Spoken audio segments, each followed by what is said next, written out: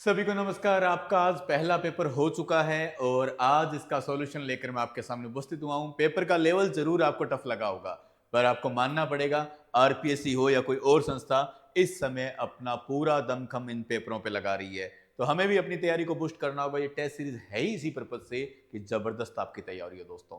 तो सॉल्यूशन के लिए आप तैयार हैं? पहला प्रश्न स्क्रीन पे है कि वर्ण विचार संबंधी असत्य कथन पे विचार करना है दोस्तों।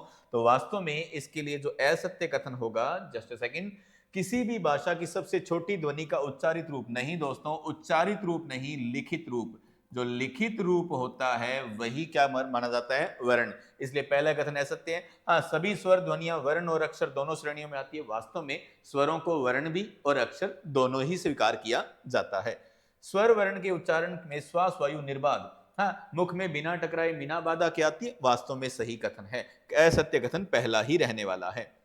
हिंदी स्वरों का वर्गीकरण किस आधार पे नहीं होता?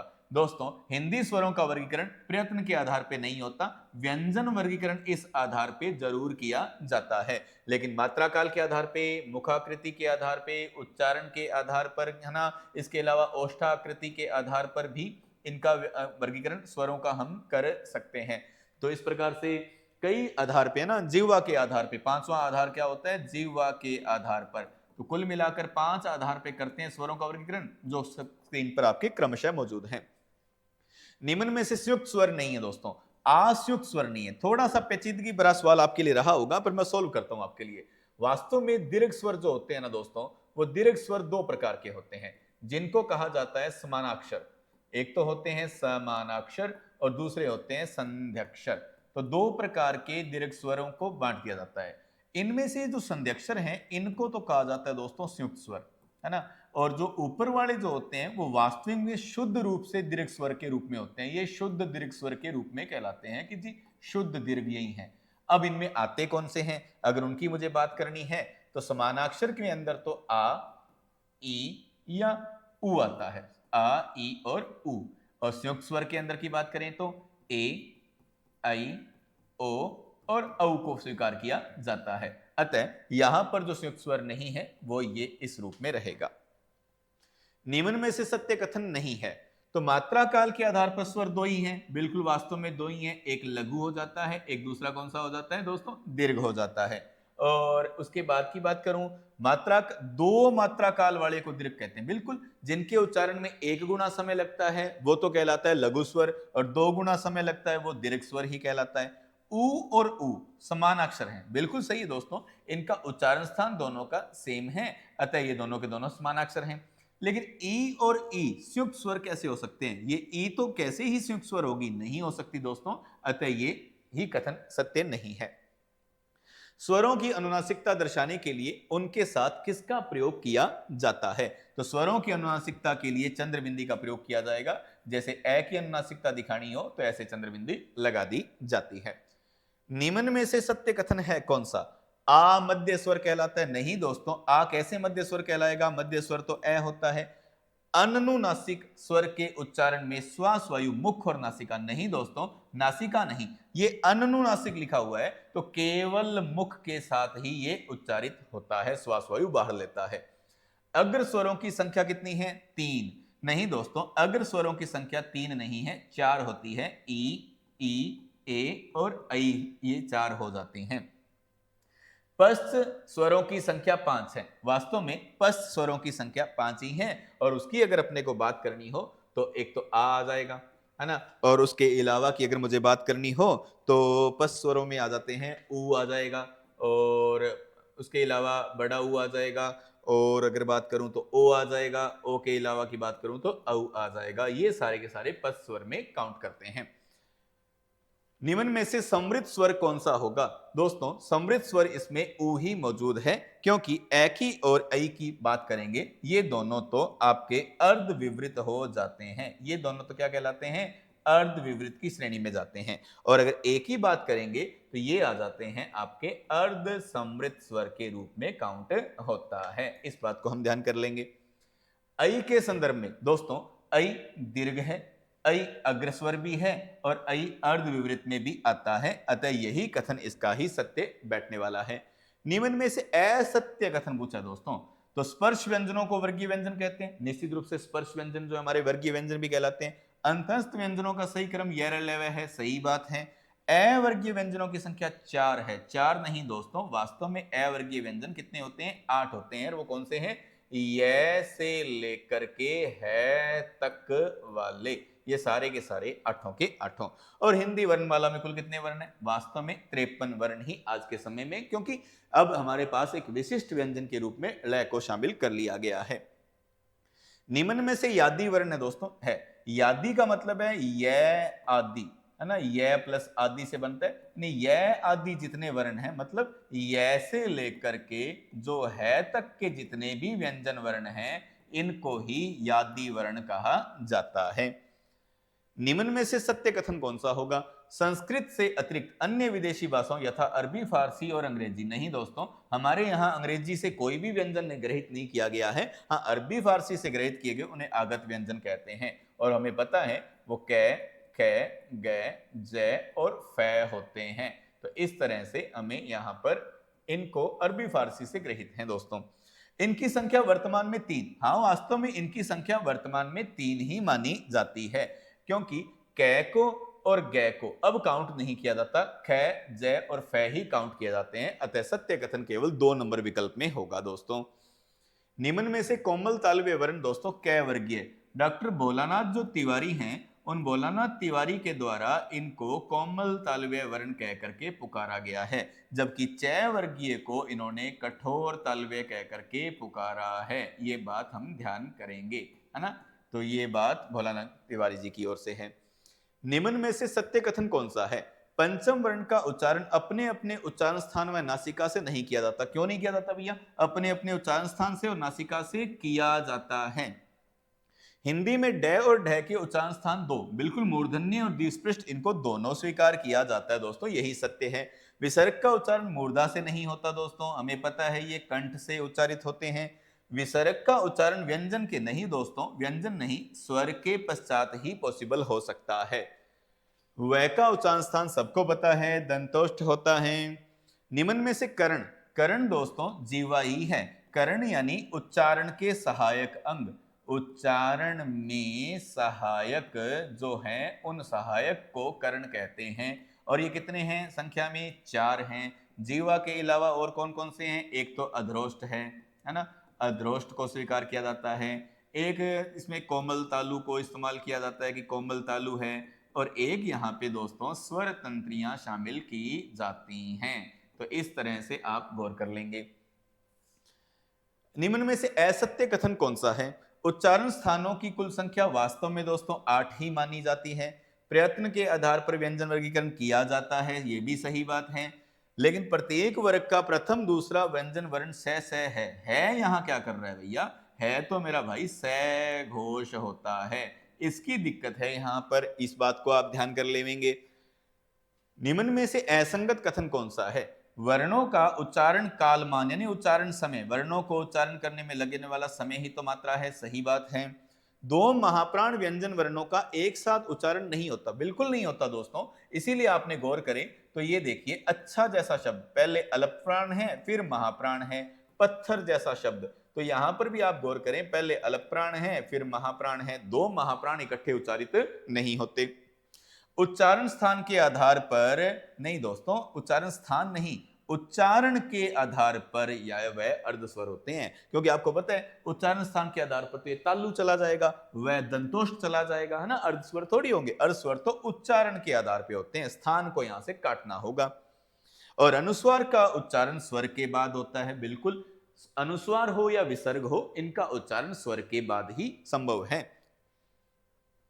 फ का उच्चारण स्थान दोस्तों दंतोष्ठ ही स्वीकार किया जाता है। अब यहां ध्यान करना, आप अगर किसी ने ओष्ठ किया हो तो मैं आपकी जानकारी के लिए बता दूं, उस फ को ये अलग फ है, इस फ का ओष्ठ है, इसका दंतोष्ठ है। तो आपको पता है कि क, ख और ग और एक ज, है ना, क, ख, ग, ज। फ तो यहां पे आ ही गया, फ का उच्चारण स्थान तो आपके सामने यहां लिखा हुआ है। इनके भी अपने अपने उच्चारण स्थान होते हैं दोस्तों। और इसकी बात करूं तो क, ख, ग, इन तीनों के उच्चारण स्थान जीवा मूल स्वीकार किए जाते हैं, ये जीवा मूल से उच्चारित होते हैं। और जय का उच्चारण स्थान दोस्तों वर्त को स्वीकार किया जाता है। ये नुक्ता लगे हुए आगत व्यंजन है, ऐसा आप ख्याल कर लेंगे।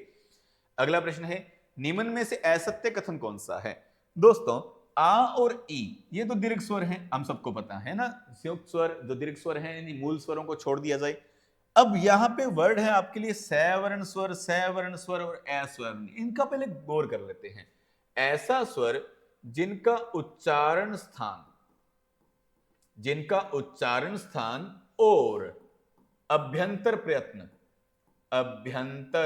प्रयत्न जो दोनों का क्या होता है, समान होना चाहिए। ये होना चाहिए समान, तब तो वो कहलाता है आपका सवर्ण स्वर। यही लिख देता हूं, चलो सवर्ण स्वर, है ना। और अगर ये दोनों क्या हो जाएं असमान, तो वो वाला फिर क्या कहलाता है, असवर्ण स्वर। ये किसकी बात चल रही है यहां पे, गौर करिएगा आप इनकी, कि जिस स्वर का उच्चारण स्थान और अभ्यंतर प्रयत्न असमान होता है वो तो अस्वर्ण कहलाता है, और ये अगर समान है तो सवर्ण कहलाता है। तो यहां पर उ और उ का उच्चारण स्थान और अभ्यंतर प्रयत्न जो विवृत है वो समान है, अतः वो तो सवर्ण है। ओके, आ और ई दीर्घ स्वर ही है, लेकिन यहां गौर करें आप, ए और उ इनका उच्चारण स्थान भिन्न है। ए का क्या हो जाएगा कंठ, उ का क्या हो जाएगा ओष्ठ, अतः इनको क्या होना था अस्वर्ण, ये भी सही है। लेकिन ये ए और ऐ ये दोनों के दोनों सवर्ण स्वर हैं, हालांकि इनका उच्चारण स्थान समान है, फिर भी महेश्वरी सूत्रों में, जो संस्कृत के महेश्वर सूत्र हैं, इनमें इन्हें प्रारंभ से ही अलग कर दिया गया है। सवर्ण स्वर इनको स्वीकार नहीं किया जाएगा, इनको तो असवर्ण स्वर कहलाता है। ये बात आपको ध्यान करनी होगी।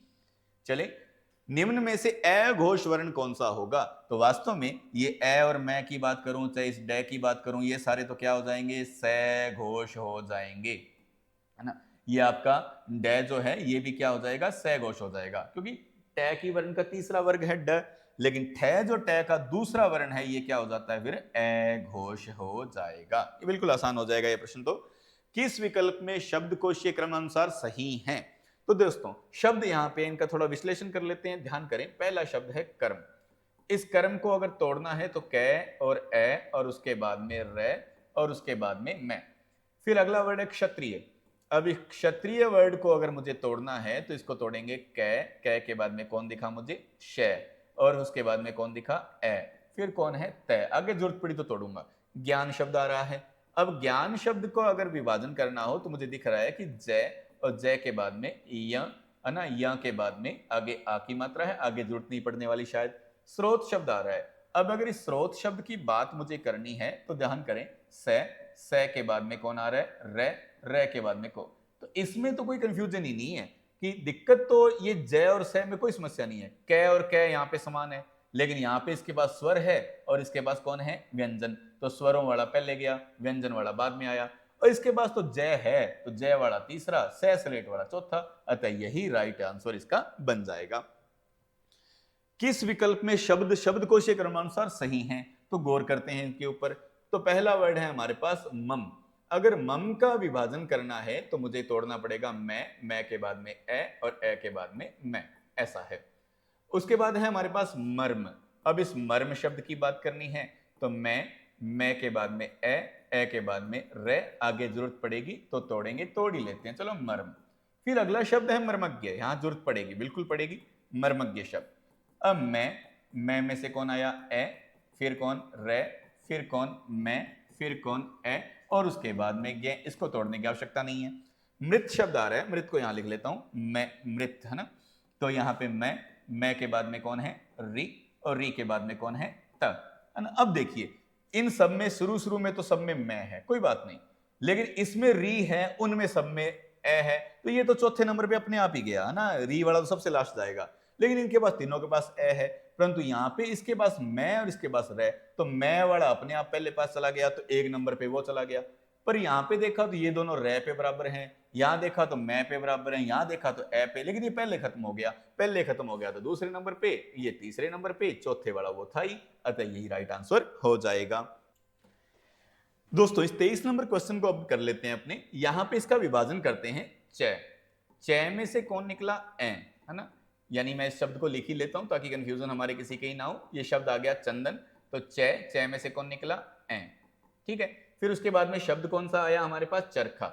इस चरखा शब्द का विभाजन कर लेते हैं, तो देखिए च में से कौन निकला, ए, फिर कौन है आगे, रे, आगे विभाजन करना पड़ेगा, कर लेते हैं रे।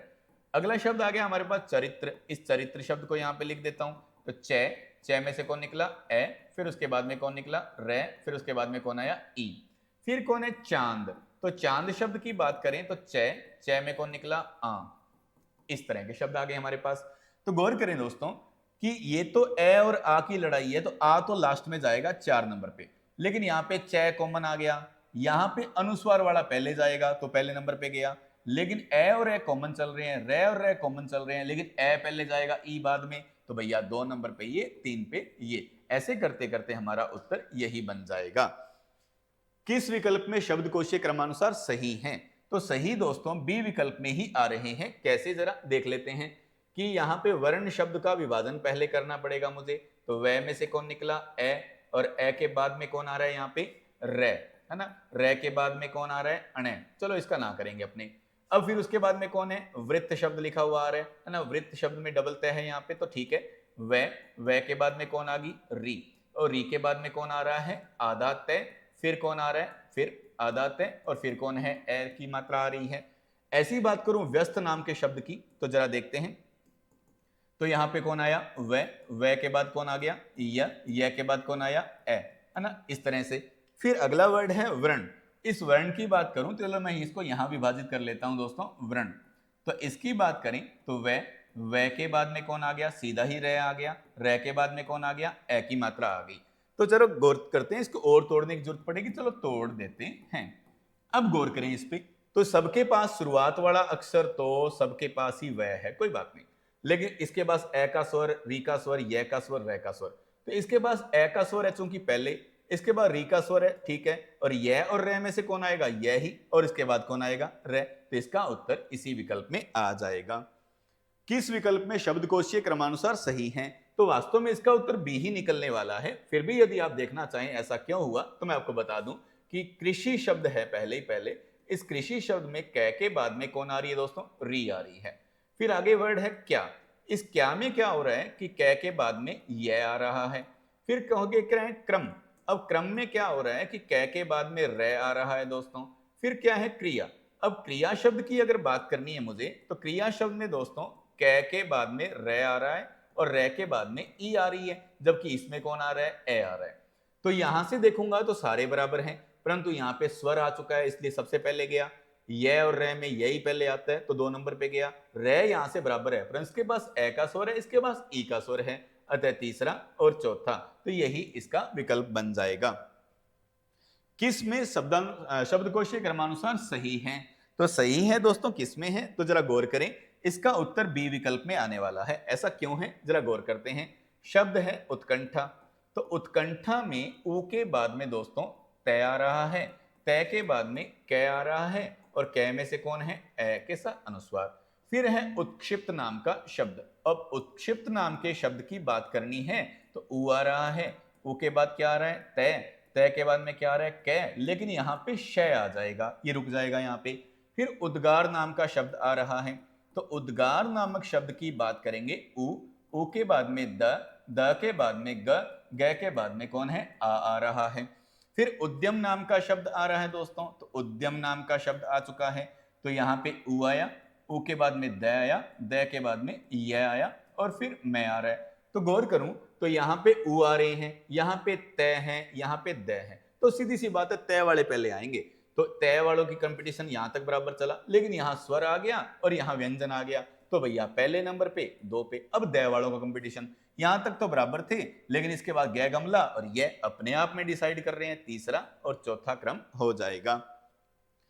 किस विकल्प में शब्दकोशीय क्रमानुसार सही है? तो सही है दोस्तों, सीधी सी बात है, इसकी शुरुआत कैसे होगी, ये आसान है। इसकी शुरुआत जय से होगी, इसकी शुरुआत तय से होगी, इसकी शुरुआत श से होगी, तो इनका क्रम बिल्कुल स्पष्ट है, कै नंबर 1 पे, जय दूसरे पे, और ये तीसरे पे, ये चौथे। इसका तो विभाजन करने की जरूरत भी नहीं थी, है ना, इसको ध्यान करेंगे। किस विकल्प में शब्दांक सही है? ये एक अच्छा प्रश्न है आपके लिए, इसको अच्छे से कवर करना चाहिए। पहला शब्द है दोस्तों अंक। और अंक का विभाजन करना है मुझे, तो अंक प्लस में कै प्लस में ए, ऐसे कर दिया। फिर अगला है मेरे पास अंग, है ना, ये शब्द आया अंग, इसमें क्या हुआ ए प्लस में गै प्लस में ए, ओके। फिर है अंधेरा। अब अंधेरा शब्द की बात करनी है तो जरा गौर करें, इस तरह से ध और ध के बाद में कौन आया ए, ओके। फिर आगे कौन आया अंश, तो यहां पे अंश शब्द की मुझे बात करनी है, तो अन प्लस में श। अब दोस्तों बात ऐसी है कि ये पहले सारे अनुस्वार और चंद्र बिंदु वाले हैं। अनुस्वार और चंद्र बिंदु को आपस में वरीयता नहीं दी जा सकती जब आपस में इनकी टक्कर हो जाए तो, है ना। तो अनुस्वार बराबर है दोनों, अब लेवल बराबर है इनका, लेकिन डिसाइड फिर ये दूसरे करेंगे। तो कै गै ध और श, तो कै नंबर 1 पे आ जाएगा, गै नंबर 2 पे, ध नंबर 3 पे और श नंबर 4 पे। क्योंकि जब अनुस्वार और विसर्ग ऐसे अनुस्वार और चंद्रबिंदी ऐसी आ जाती है तो फिर बाजी अगले पे चली जाती है, अतः उत्तर सी विकल्प में ही होगा। निम्न में से शब्दकोश का अंतिम शब्द, अब क्षय की शुरुआत तो कैसे होगी, द्वार की शुरुआत द से होगी, और पतंग की शुरुआत पै से होगी, और त्रस्त की शुरुआत तय से होगी। तो इनमें अंतिम पूछा जा रहा है दोस्तों, तो इनमें लास्ट में तो पै वाला ही आएगा। ठीक है दोस्तों, निम्न में से शब्दकोश का फिर से अंतिम पूछा जा रहा है, कैसे, किताब। तो दोस्तों कै के बाद में ई आ रही है, और इसमें कै के बाद में ये आ रहा है, इसमें कै के बाद में शय आ रहा है, कुछ भी आता रहे, लेकिन ये तो ख से शुरू हुआ है। जब ख से ही शुरू हो गया है तो यही तो लास्ट जाएगा, वो तो है तो कै वाले सारे पहले ही आएंगे। ठीक है दोस्तों, चंद्रमा में कुल कितनी ध्वनियां हैं, तो पहले सबसे पहले विश्लेषण कर लो, च को तोड़ दो, ए निकालो, ए के बाद कौन आया न के बाद कौन आया द के बाद कौन है रे के बाद कौन है ए, फिर कौन है मैं, फिर कौन है आ। ऐसे करके पहले वर्णों को तोड़ लो। अब गिनो 1 2 3 4 5 6 7 8, तो कुल मिला के 8 ध्वनियां दोस्तों इसमें मौजूद हैं। अगला प्रश्न स्क्रीन पे, आंसू शब्द में कुल कितनी ध्वनियां हैं, तो आंसू शब्द का विश्लेषण कर लो दोस्तों। पहले तो तोड़ो, आ प्लस में से प्लस में ऊ, है ना, ऐसे करके तोड़ लिया, तो 1 2 3, वास्तव में 3 ही ध्वनियां हैं। ठीक है दोस्तों, दुख, ये अच्छा प्रश्न रहेगा हमारे लिए। द के अंदर से निकला ऊ, परंतु विसर्गों वाला। फिर कौन है ख, ख के बाद में कौन है अ। अब ध्यान करना दोस्तों, अंतिम ए को कभी गिना नहीं जाता, और द एक ही है, लेकिन विसर्ग की काउंटिंग हमेशा 2 होती है, और ख है एक ही, तो 1 2 3 1 4, ऐसे करके इसकी ध्वनियां आ जाएंगी 4। ध्यान करना, अनुस्वार और विसर्ग को 2 गिना जाता है, चंद्रबिंदी को 1 ही गिना जाता है, और अंतिम ए को गिनते नहीं है। निम्न में से शब्दकोश में पहले कौन सा आएगा, तो सत्य, सत्यव्रत, सरताज और संविधान। सब स के बाद में, देखिए सबकी कंडीशन ऐसी है, स प्लस में ए, इसमें भी क्या आ रहा है स प्लस में ए, इसमें भी क्या आ रहा है स प्लस में ए, लेकिन इसमें कंडीशन बन रही है स प्लस में अनुस्वार वाला ए, तो अनुस्वार वाले को वरीयता मिलेगी, इसलिए उत्तर मिलेगा संविधान। निम्न में से शब्दकोश में आने वाला फिर से प्रथम शब्द ही पूछा गया है, तो विश्व विक्रम, इनकी बात करें दोस्तों, तो देखिए व के बाद कौन आ रहे हैं ई, यहां भी क्या है व के बाद में कौन है ई, अतः देखना पड़ेगा अगले अक्षरों को, यहाँ पे श, यहाँ पे ज, और यहाँ पे व के बाद में कौन आ रही है आई का प्रयोग किया जा रहा है, और यहाँ पे क्या आ रहा है व के बाद में ई आ रही है, और ई के बाद में कौन आ रहा है क आ रहा है। तो गौर कर लेते हैं अपने, तो सबकी शुरुआत में वह है, ये बात तो कट हो गई। उसके बाद में इसके पास ई है, और इनके पास भी ई है, और इनके पास आई है, आई वाला तो 4 नंबर पे गया, लास्ट है भैया, तो ई ई बराबर होगी, यहां से भी ई बराबर होगी। अब बाजी इनके पास श, जय या कै, तो भैया कै, इसीलिए पहला शब्द क्या आएगा विक्रम ही लिखा जाएगा। निम्न में से शब्दकोश में आने वाला पहला शब्द क्या होगा, दोस्तों यहां पे देखिए पै के बाद में र आ रहा है, यहां भी पै के बाद में र आ रहा है, यहां भी पै के बाद में र आ रहा है, परंतु यहां पै के बाद में री यानी स्वर आएगा, अतः यही पहले हो जाएगा। मुहावरे संबंधी असंगत कथन कौन सा होने वाला है, कोई भी कथन असंगत नहीं है दोस्तों, सारे कथन संगत हैं। मुहावरे का प्रयोग हमेशा वाक्य में होगा, अलग से नहीं होता। लोकोक्तियों का प्रयोग अलग से हो जाता है, मुहावरे बिना वाक्य के इस्तेमाल नहीं होते, है ना। और मुहावरा अपना असली रूप कभी नहीं बदलता, रियल रूप में ही आता है। मुहावरे का शब्दार्थ ग्रहण नहीं किया जाता दोस्तों, इसका अवबोधक अर्थ ही ग्रहण किया जाता है। जैसे मैं कहूं मुंह पे ताला लगाओ, तो सच्ची वाला ताला थोड़ी लगाओगे, तो शाब्दिक अर्थ ग्रहण नहीं करते, मुख्य शब्दार्थ नहीं ग्रहण करते। अवबोधक अर्थ यानी जिसे हम लक्षक अर्थ कह देते हैं, वो लक्षक अर्थ ही ग्रहण किए जाते हैं। किस मुहावरे का अर्थ असंगत है? तो खरी खरी सुनाना, इसका अर्थ भला बुरा कहना नहीं होता दोस्तों। भला बुरा कहना का मतलब होता है खरी खोटी सुनाना। ये तो खरी खोटी सुनाने वाला हो जाएगा, है ना। तो वास्तव में जो खरी खरी सुनाना है, इसका मतलब तो क्या होता है? कटु सत्य बोलना, कटु सत्य कह देना, कटु सत्य कहना। अतः इसका उत्तर वास्तव में यही होने वाला है। किस मुहावरे का अर्थ संगत है? तो भैया जीती मक्खी निकलना, अत्यधिक कंजूस होना नहीं होता, ये होता है जानबूझ कर अशोभन काम करना, जानबूझकर अशोभन काम करना, है ना। अशोभन काम करना, अशोभन यहाँ सॉरी अशोभन हल्का सा मिटाना होगा मुझे, एक जस्ट सेकंड। तो जानबूझ कर अशोभन काम करना, यानी जानबूझ के गलत काम करना, ये होता है इसका। तिल का ताड़ करना भैया अत्यधिक प्रशंसा नहीं होता, इसका मतलब है बात को तूल देना, बात को बढ़ाना, बात को तूल देना। तो इसका संगत जो यही है, पगड़ी रखना यानी इज्जत बचाना। साहित्य का इतिहास बदलती अभिरुचि, कथन दोस्तों डॉक्टर नगेंद्र का है। रचना और रचनाकार का सुमेलित क्रम नहीं है। विचित्रोपदेश दोस्तों कक्षछेदी तिवारी की है, बाकी सारे सही हैं यहाँ पर, कक्षछेदी तिवारी, है ना। इस बात को ध्यान रखेंगे। 43 नंबर क्वेश्चन है कि मुहावरे का अर्थ असंगत है दोस्तों। तो कान खोलना दोस्तों, वास्तव में इसका मतलब होता है सावधान करना, कि मैंने आपके कान खोल दिए, है ना। कान खोलने का मतलब मैंने आपको सावधान कर दिया है।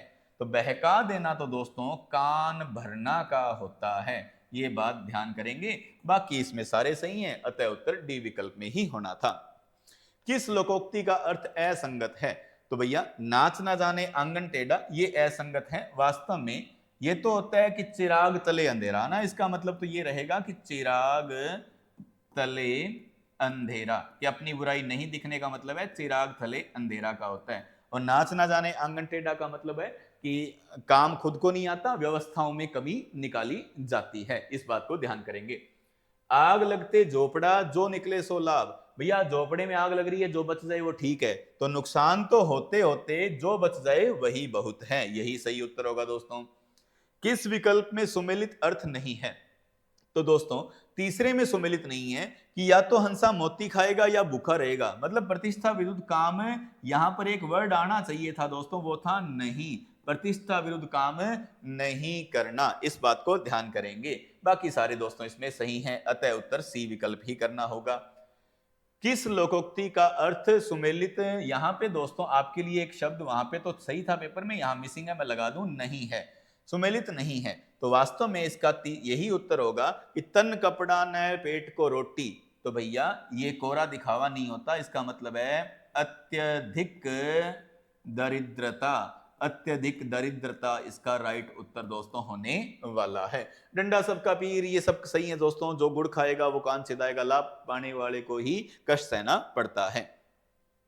1 से 21 करना मतलब किसी काम को दोस्तों बढ़ावा देना, वास्तव में इसका यही उत्तर होने वाला है कि आपने 1 का 21 कर दिया। आपको 1 बीघा जमीन विरासत में मिली और आपने उसे 21 बीघा में तब्दील कर दिया, तो काम को आपने बढ़ावा दिया है।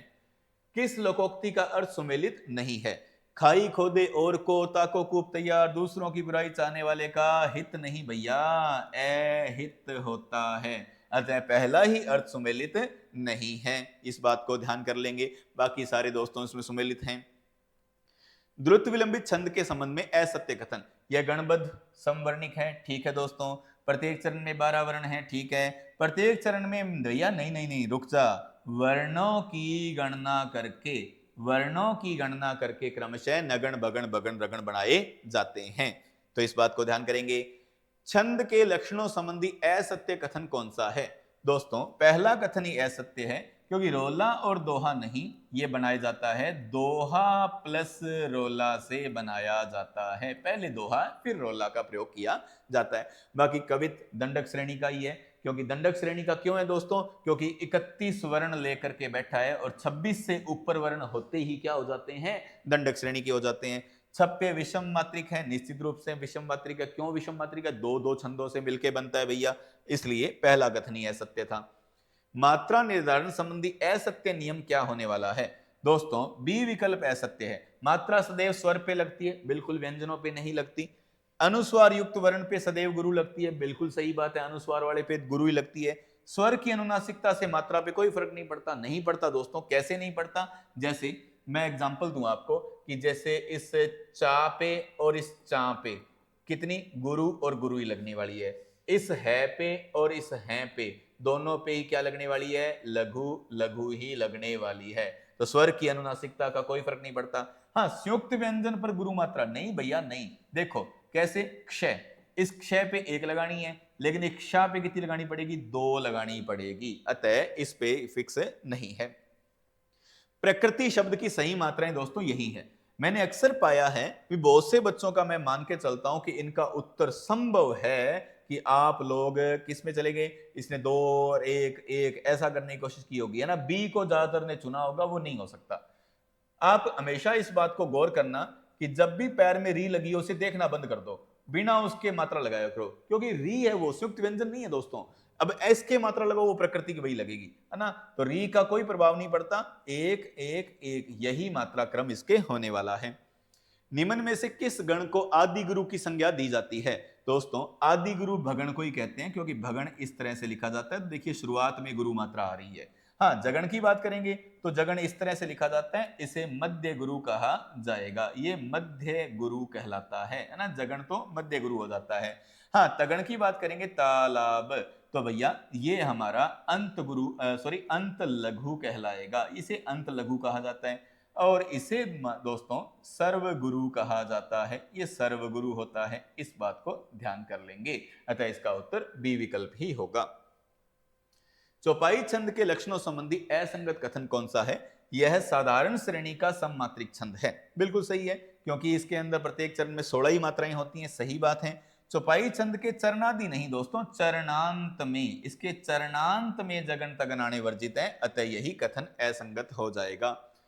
छंद के लक्षण संबंधी संगत कथन कौन सा है? ओके, मंदाक्रांता में प्रत्येक चरण में 17 वर्ण ये सब कुछ होता है, लेकिन लघु लघु नहीं दोस्तों, वो गुरु गुरु के रूप में आता है, गुरु और गुरु के रूप में ही आता है।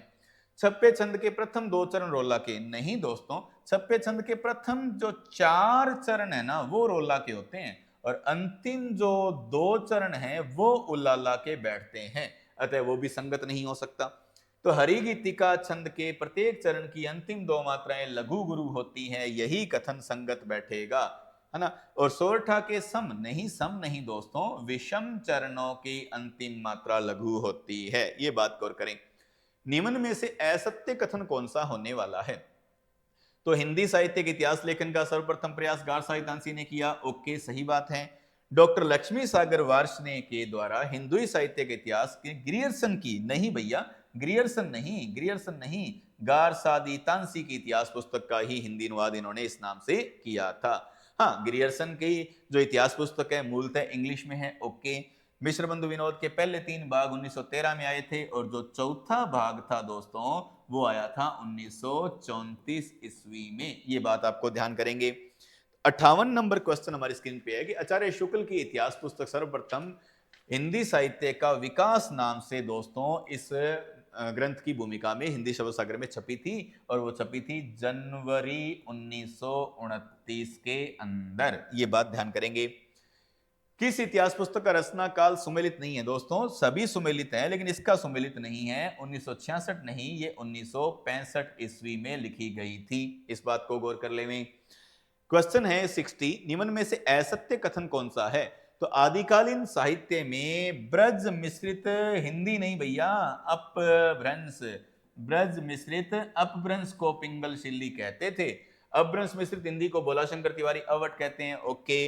राष्ट्र साहित्य का लक्ष्य धर्म स्थापना नहीं था, बिल्कुल भाई तो सही बात है, क्योंकि धर्म स्थापना का लक्ष्य दोस्तों, धर्म स्थापना की अगर बात करेंगे ना तो धर्म स्थापना किसने की थी? सिद्धों ने की थी, नाथों ने की थी, जैनों ने की थी। इनका लक्ष्य तो धर्म स्थापना हो सकता है, लेकिन इनका नहीं। हाँ, आदिकालीन साहित्य में सर्वप्रथम दोहा है, इसमें कोई दो राय नहीं है। आदिकाल के नामकरण संबंधी असुमेलित व्यू, बिल्कुल आसान प्रश्न था दोस्तों। हमें पता है वीर काल न कहकर उन्होंने कहा था वीर गाथा काल कह करके पुकारा है। इस बात को ध्यान रखने की आवश्यकता है, क्योंकि वीरकाल की अगर बात करते हैं तो वीरकाल नाम तो विश्वनाथ प्रसाद मिश्र ने दिया था। ये नाम विश्वनाथ प्रसाद मिश्र के द्वारा दिया गया है, इसको आप ध्यान कर लें। रासो शब्द की व्युत्पत्ति संबंधी रासक मत को प्रमाण के रूप में संदेश रासक को देने वाले डॉक्टर द्वारिका प्रसाद सक्सेना ही हैं। रासो साहित्य की विशेषता संबंधी असंगत, तो इतिहास और कल्पना का मिश्रण, ये तो है ही। अधिकतर रचनाओं की प्रमाणिकता पे प्रश्न चिन्ह। वास्तव में ज्यादातर रचनाएं इसमें संशय में है, प्रमाणिक मानता है, कोई अर्ध प्रमाणिक मानता है, कोई अप्रमाणिक मानता है। लेकिन आश्रयदाताओं के प्रभाव से मुक्त नहीं हो सकते दोस्तों। ये तो आश्रयदाताओं के प्रभाव में आकर अतिशोक्तिपूर्ण वर्णन करने वाली काव्य था, और वीर श्रृंगार इसमें जरूर था, अतः उत्तर सी विकल्प में ही होगा। निम्न में से असत्य कथन कौन सा है? तो संदेश रासक एक खंड काव्य है जिसमें कुल 216 पद हैं, सही है। महापुराण रचना के कारण स्वयंभू को नहीं भैया, स्वयंभू को नहीं, पुष्प दंत को कहा जाता है अपभ्रंश का वेद व्यास। ये बात ध्यान करें, अतः असत्य कथन बी विकल्प में होगा। हाँ, स्वयंभू को अपभ्रंश का पहला महाकवि कहते हैं, पौमचर्यू लिखी थी इन्होंने, पौमचर्यू की वजह से ऐसा हुआ है ना। चले अगला प्रश्न लेते हैं। किस रचना को मैथिली का ज्योतिषुरी ठाकुर की वर्ण रत्नाकर को मैथिली का विश्वकोश कहा जाता है? राउलवेल यह प्रथम शिलांकित है, सही बात है। राउलवेल नामक नायिका का पहले पद्य में फिर गद्य में, सही बात है। हिंदी में नक्शिक की शुरुआत इसी से हुई, सही है। अतः सारे कथन सत्य हैं, कोई भी कथन असत्य नहीं है, ये बात ध्यान करेंगे। अमीर खुसरो को अवधि का पहला कवि दोस्तों डॉक्टर राम कुमार वर्मा के द्वारा ही कहा गया है। खुसरो की हिंदी कविता नाम का संकलन ब्रज रतन दास द्वारा करवाया गया था, क्योंकि मौलाना रशीद अहमद सालम के द्वारा दूसरा करवाया गया वो है जवाहरे खुसरवी। इस नाम से जो दूसरा था दोस्तों, ये इनके द्वारा करवाया गया था। क्वेश्चन नंबर अगला है स्क्रीन पे आपके। इस काव्य की भाषा से पिंगल सरस, तो बसंत विलास के बारे में यह कथन डॉक्टर नगेंद्र का ही उपलब्ध करवाया गया है। रचना और रचनाकार का सुमेलित क्रम नहीं है दोस्तों। कीर्ति लता हमें पता है मधुकर कवि की नहीं है, विद्यापति की रचना है, ये हम सारे जानते हैं। कीर्ति पताका है, पदावली है, ये सब कीर्ति लता समेत विद्यापति की है, तो मधुकर कवि नहीं हो सकते। बाकी दोस्तों सही लिखे हुए हैं। निम्न में से नाथ साहित्य की विशेषता नहीं है, तो नाथ साहित्य के लिए दोस्तों ग्रस्त के प्रति आदर नहीं अनादर भावना थी, ये बात इसकी विशेषता नहीं बन सकती, अतः सी विकल्प ही उत्तर होगा। नारी निंदा की थी इन्होंने, भोग विलास की भर्त्सना भी की थी, ज्ञान के प्रति निष्ठा भी थी, सब था, लेकिन ये नहीं था। शंकराचार्य के बाद इतना प्रभावशाली ये ऐसा कथन गोरखनाथ के लिए हजारी प्रसाद द्विवेदी जी द्वारा ही कहा गया है। पंचमकार की दुष्प्रवृत्ति दोस्तों सिद्ध साहित्य में मिलती है। रचना और रचनाकार का असुमेलित क्रम कौन सा होगा? दोस्तों चंदनबाला रास कवि आसबू की है, पंच पांडव चरित्र रास शालिभद्र सूरी की है, स्थूलीभद्र रास विजय सेन सूरी की नहीं है। ये रचना तो जिन धर्म सूरी की है, ये बात हम सारे अच्छे से जानते हैं। तो प्रबंध चिंतामणि मेरुतुंग की ही है। अपनी गेयता के लिए दोस्तों परमाल रासो ही प्रसिद्ध है।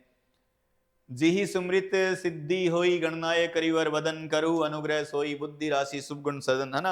अब इस रचना की बात करें तो यहाँ सोरठा छंद है, कैसे जरा देखते हैं। तो देखिए 1 2 3 4 5 6 7 8 9 10 और 11, तो इसमें 11 हो गई। 1 2 4 5 6 7 8 9 10 11 12 13, तो यहाँ पे दोस्तों 13 हो गई।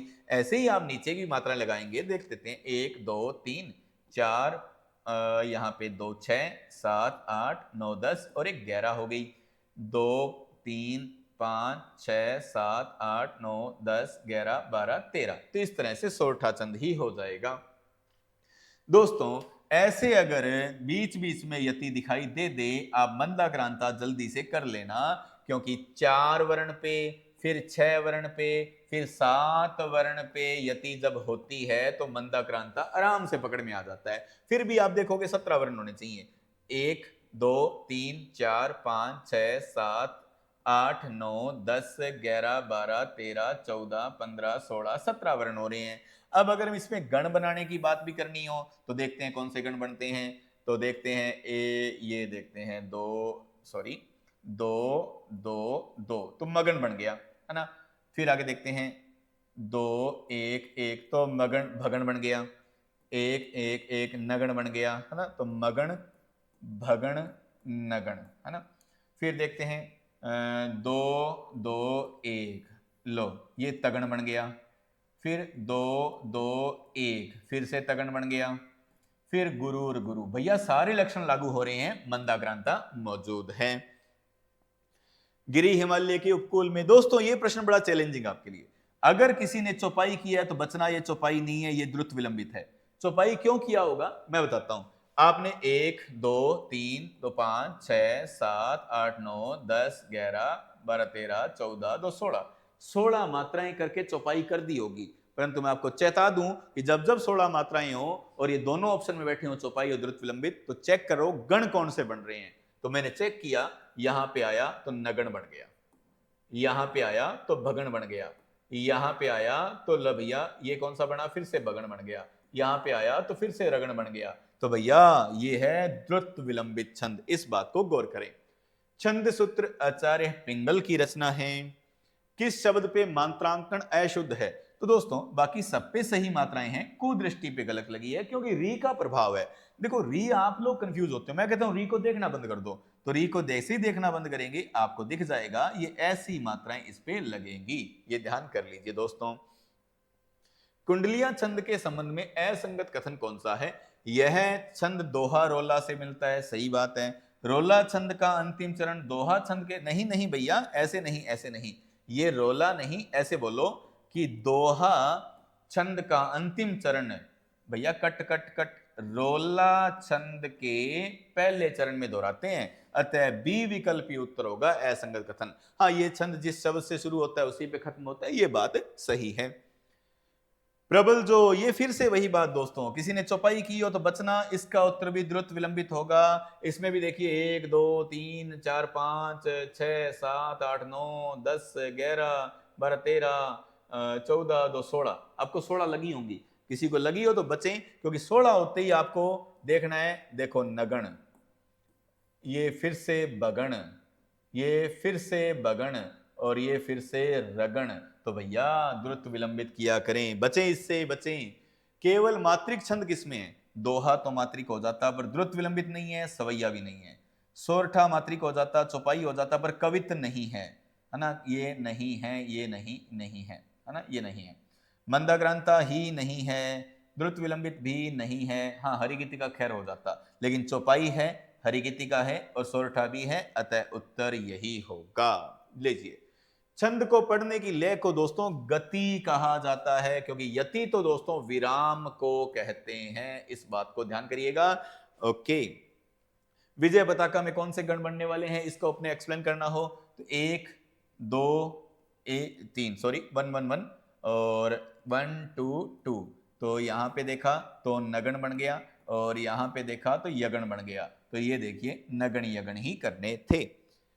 असंगत कथन का चयन करना है, चौपाई सममात्रिक है, सही बात है। दोहे के सम चरणों में 11 11 मात्राएं होती हैं, 13 विषम में 11, सही बात है भैया। और कवित साधारण समवर्णिक छंद, नहीं नहीं नहीं भैया, कवित तो दंडक श्रेणी का छंद हो जाता है, क्योंकि 31 वर्ण इसमें होते हैं और 26 से ऊपर निकलते ही दंडक हो जाते हैं। और मंदाक्रांता में 4 6 7 पे यति होती है, बात ठीक है। 27वां क्वेश्चन स्क्रीन पे, निम्न में से असंगत कथन कौन सा है? तो कलेजा ठंडा होना भैया, गुस्सा शांत नहीं होता, इसे कहते हैं संतोष होना, संतोष करना।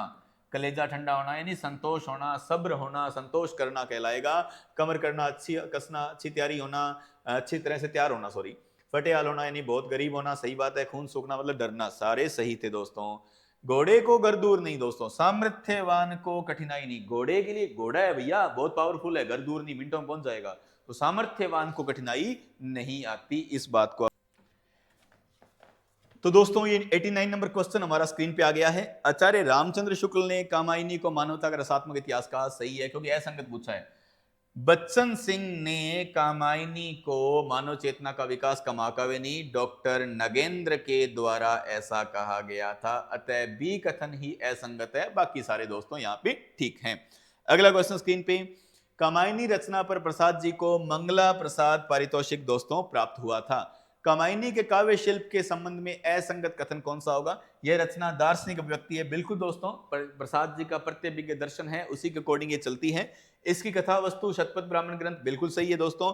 इस मुक्तक, अरे भैया मुक्तक कैसे हो जाएगा, ये तो सर्गबंध है, प्रबंध काव्य है दोस्तों, एक प्रबंध काव्य के रूप में है, तो मुक्तक काव्य नहीं हो सकता। एक झटका सा लगा सहर्ष, इस मनु को झटका लगा था श्रद्धा की वाणी सुनकर के, एक नारी की वाणी सुनकर के, अतः यहां पर ए विकल्प ही उत्तर होगा दोस्तों। अकेला यह जीवन निरूपाय आज तक घूम रहा, दोस्तों ये पंक्ति श्रद्धा ने कही है, ऐसा ही कथन जरूर मनु ने कहा है, लेकिन ये घूम रहा, मनु तो एक निराश होकर उब करके बैठ गए थे एक जगह, लेकिन श्रद्धा थी जो नए की तलाश में, नवजीवन की आस में घूम रही थी, ये श्रद्धा का कथन है दोस्तों। श्रद्धा सर्ग में मनु को किस उपमा से संबोधित नहीं किया गया? घने तिमिर में चपला की रेखा, ये उपमा सर श्रद्धा को तो दी गई है, ये मनु की नहीं है। पुरातनता का ये निर्मोक सहन करती नहीं प्रकृति पल एक, दोस्तों ये पंक्ति जब आई है, श्रद्धा कह रही है कि प्राचीनता का मतलब पुरानी पीढ़ी है, उसको जाना पड़ेगा, नई पीढ़ी आएगी, प्राचीन पीढ़ी जाएगी, तो तभी तो सृष्टि चलती रहेगी, है ना, देव गंधर्व आदि अब मानव, इस तरह से चलेंगे, तो भैया परिवर्तन संसार का नियम है और सृष्टि को गतिशील रखता है।